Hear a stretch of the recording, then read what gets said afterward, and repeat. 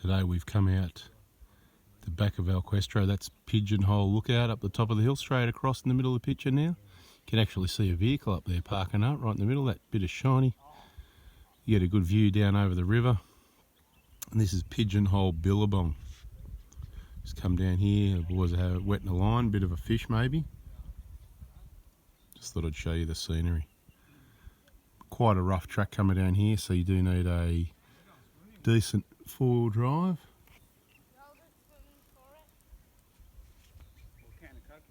It's just a little billabong, I suppose part of the river.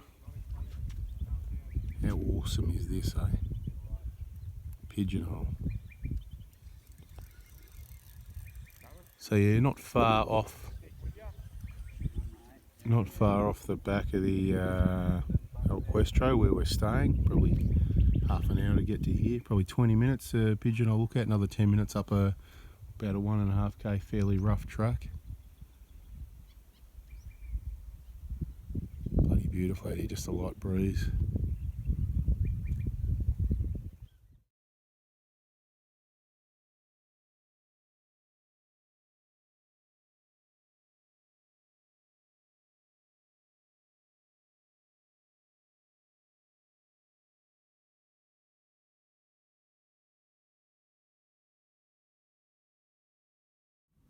Okay, we're at maximum zoom here. We've got a croc in the river, no surprise about that.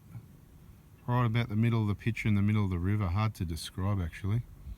Dead set, middle. I don't know if we're going to be able to see it, but we'll have to take it back and look on the big screen.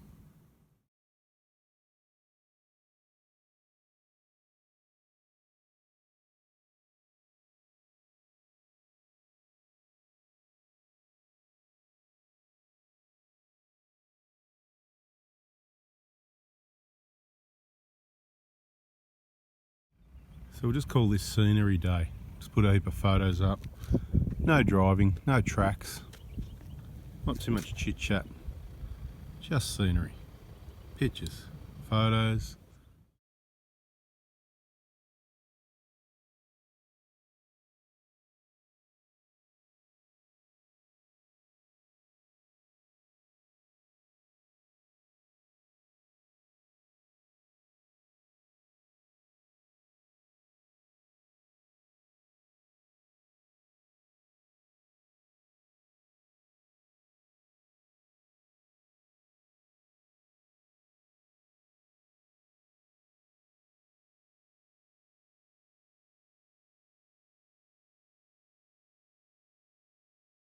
Alright guys, this is Saddleback Ridge Lookout. So from here, over at this side, you're looking down over our Questro, the camping area. Alright, this is the road that goes out the back. And that's obviously up there's where we were earlier, at whatever the name of it was again. Where were we earlier, Mitch? What's the name of the place? Oh, Questro. No, the lookout earlier. No, the lookout before, today.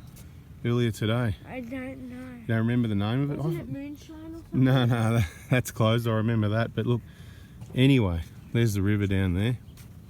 This one you got to come across the river to get to. You got to get through, cross through rivers and that. But look, you don't need a snorkel. You know me.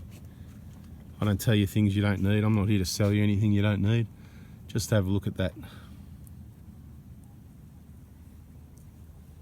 Sorry about the sun.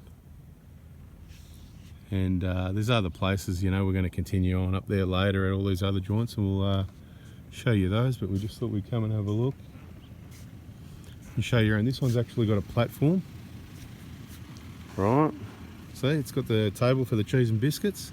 Saddleback Ridge Lookout. Oh, it's actually a pretty cool track coming in along the ridge there. It's a bit of a billy goats, not quite that much, but and over the other side, up and down a few hills, this and that anyway. Right, so now you've had a full walk around Saddleback. We're up here and nobody else is here. It's awesome. Love going places when nobody else is here. As I said, this is going to be the scenery one, so we'll pop in a few photos. Oh, hang on, we've got the chopper taken off from our Questro, so let's have a look at that, eh?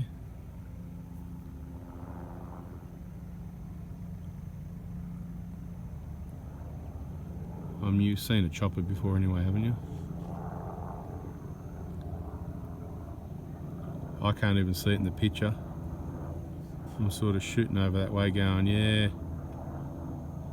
If it gets above the hill line, we might be able to see it.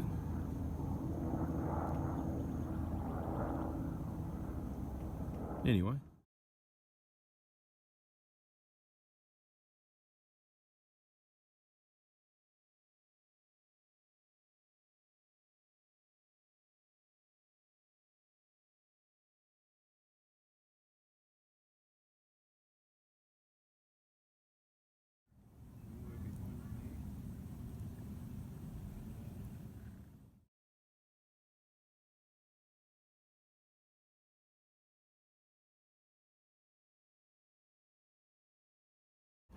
Anyway, I know I said I wasn't going to video driving, but there's been some awesome scenery, right? See that?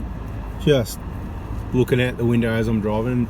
Just wanted to show you the track a little bit because it is a bit rough in places. Look, you can come up here in your standard Prado, it'll do the job, but on these tracks, even out to these lookouts, pretty basic tracks, but they're rough enough and rocky enough that you will bash your bash plate and underneath the vehicle quite a bit. So in this vehicle, it is a touring vehicle, so most of our lifters in the rear are about 50 mil. Well, again, variable depending on how much weight's in there. Less than 50 if there's less weight. Sorry, less than 50 if there's a lot of weight. You know, touring, we're probably, once we're loaded up, we're probably down to about 20 to 30 mil a lift, which is fine, rather than being on the bump stops with standard suspension. And you know, when we're unloaded, that's good for track days and stuff, because it'll be 50 plus, let's say, because you haven't got the weight in there. Every spring's a spring. But just thought I'd show you a little bit of footage driving out. This is definitely an easy part of the track, and a lot of it is pretty easy, but I just want to give you that little tip. If you haven't got one of the first mods that I would do to a vehicle, particularly a Prado, if I was going to take it off-road, is the lift first. And depending how much off-road you're doing, always depending how much off-road you're doing, the all-terrain tyres, you know, the KO2s, or, you know, again, depending how much off-road you're doing, whether you need those or something else. But I'd suggest if you don't need a strong, proven tyre like the KO2s type stuff, you may as well stick with the Grand Treks, because they absolutely get the best fuel economy, and we've proven that, we've tested that. And it's a big difference, nearly 2 litres per 100 k's. Again, a lot of variables, but with no other changes, they do changing to KO2s from the standard Grand Treks actually chews a lot of fuel. But we're not talking about that in this video. We're just looking at the scenery. We're headed back down. These parts not too bad. If you don't have a lift and you don't want to do a lift, you've got new suspension and you're happy to knock it around a bit, the other thing you might consider doing is putting a K-on bash plate under the front, underbody protection.